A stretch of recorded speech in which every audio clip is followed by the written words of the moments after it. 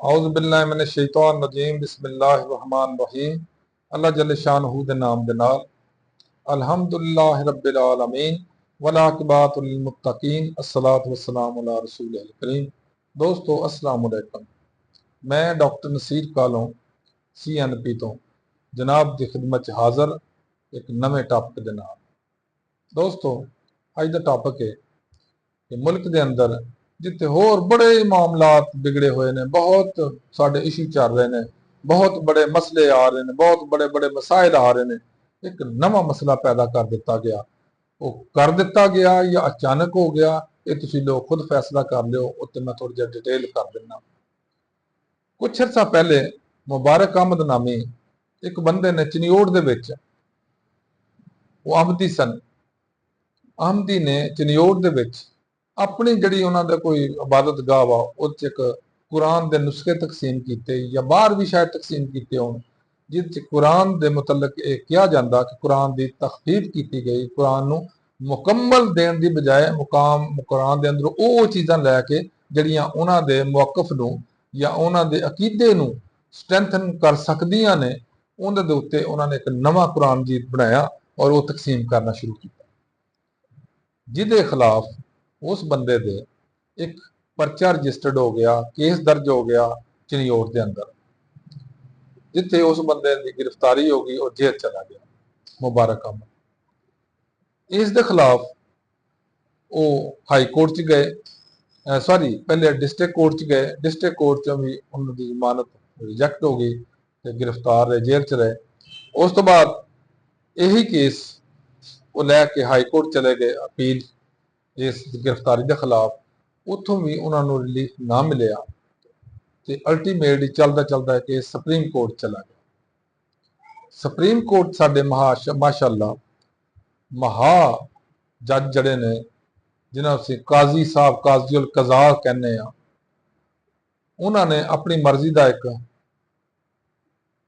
Bench बनाया जिस उन्होंने फैसला यह दिता कि ये वो आज़ाद ने अपने जो भी मर्जी वो करन और अपने अदारे के अंदर बैठ के या अपने इबादतगाह के अंदर बैठ के जो मर्जी वो करन, जिदे खिलाफ साडे बाकी मुसलमान तबका जड़ा सी, साडे भाई सन, उन्होंने मुख्तलिफ जड़े फिकहा ने या फिरके ने, उन्होंने यक जुबान होकर ये खिलाफ एक शुरू कर दिता, एजिटेशन शुरू कर दी या खिलाफ एक महाज बना दिया कि जज साहब ने गलत फैसला दिता।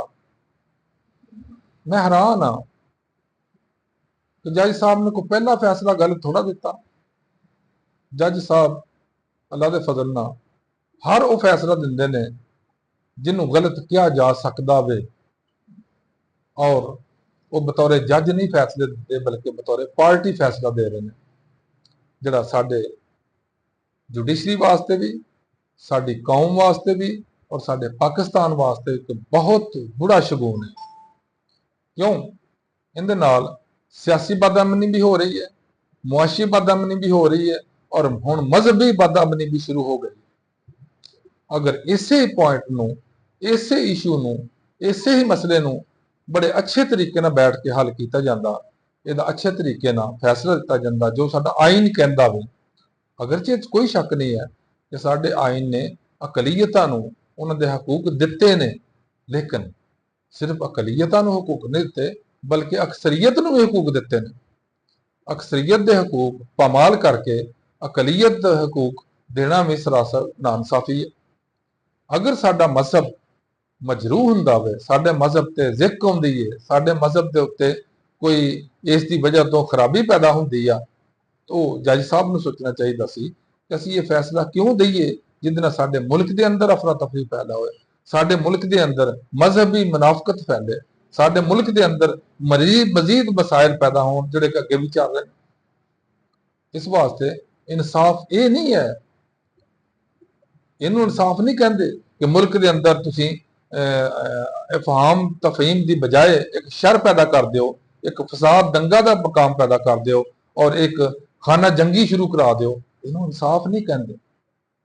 इंसाफ ये हुंदा जिस तरह एक हदीस मुबारका भी है कि मेरे नबी सल्लल्लाहु अलैहि वसल्लम ने फरमाया सी ਕਿ ਉਹ ਸੱਚ ਜਿਹੜਾ ਦੁਨੀਆ ਦੇ ਅੰਦਰ, ਇਨਸਾਨਾਂ ਦੇ ਅੰਦਰ, ਲੋਕਾਂ ਦੇ ਅੰਦਰ, ਦੀਨ ਦੇ ਅੰਦਰ ਫਸਾਦ ਪੈਦਾ ਕਰਦਾ, ਉਹਦੇ ਨਾਲ ਇੱਕ ਐਸਾ ਝੂਠ ਬਹੁਤ ਬਿਹਤਰ ਆ ਜਿਹੜਾ ਦੁਨੀਆ ਦੇ ਅੰਦਰ, ਲੋਕਾਂ ਦੇ ਅੰਦਰ, ਮੁਲਕ ਦੇ ਅੰਦਰ ਔਰ ਆਪਣੇ दीन के अंदर अफवाम व तफहीम पैदा करना।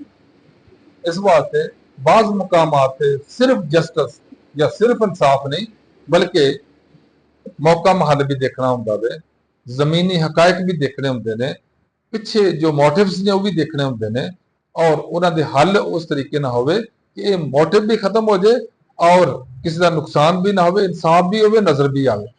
लेकिन मुसीबत यह आ कि कुछ लोग साडे वो इंसाफ नूं भी एक टूल के तौर पर इस्तेमाल करते हैं, जिस जज भी शामिल ने, जिहदे च साडे पब्लिक भी शामिल आ, जिस सियासतदान भी शामिल ने और जिस साडे मजहबी लोग भी शामिल ने और किसी हद तक साडी आम पब्लिक भी शामिल है। दोस्तों, मेरी एक बड़ी गुजारिश है तमाम दोस्तों अगे, खसूसन मजहबी पेशवावां दे अगे, कि इस इशू नूं बैठ के बड़े अच्छे तरीके नाल हल किया जाए, ना कि इस तरह के फतवे दिते जान कि काजी नूं कतल कर दिओ, काजी नूं कतल करने नूं करोड़ रुपया दिता जाएगा। नहीं नहीं, कतल ये भी इस्लाम च जायज़ नहीं है, गलत है, इस तरह का भी नहीं करना चाहिए। लेकिन काजी साहब ने जो किया उसकी भी तारीफ नहीं की जा सकती, जिस तरह उन्होंने बहुत सारे केस ऐसे ने जिन्हें तारीफ नहीं की जा सकती, बल्कि वो पार्टी बन के फैसले किए गए। दोस्तों, मेरी फिर गुजारिश है कि इस इशू नूं इस तरह समझा जाए कि असी साडा मुल्क, साडे सियासतदान, साडी हुकूमत, साडे इदारे ये मिल बैठ के इसका कजिए का हल कढ़न ताकि मुल्क के अंदर अफरा तफरी पैदा ना होवे। और अगर कोई हल नहीं निकलता तो मैं अपने दोस्तों नूं, अपने भाइयों नूं गुजारिश करांगा कि मुल्क के अंदर अफरा तफरी पैदा ना की जाए, मुल्क के अंदर खलफशार ना पैदा किया जाए, मुल्क के अंदर जंगी हालात पैदा ना किए जान, मुल्क के अंदर खाना जंगी का माहौल ना किया जाए और मुल्क के अंदर अमनो अमान ना रहा जाए। क्योंकि तुसी देखो कि साडा दीन ये कहंदा वो लोग वाजिबुल कतल ने जिहड़े मुल्क के अंदर खाना जंगी पैदा कर या मुल्क के अंदर दंगा फसाद पैदा कर। अल्लाह ताला साडे ते अपना करम फरमाए। इहदे नाल ही मैं इजाजत चाहांगा। अल्लाह हाफिज़। अस्सलाम वालेकुम।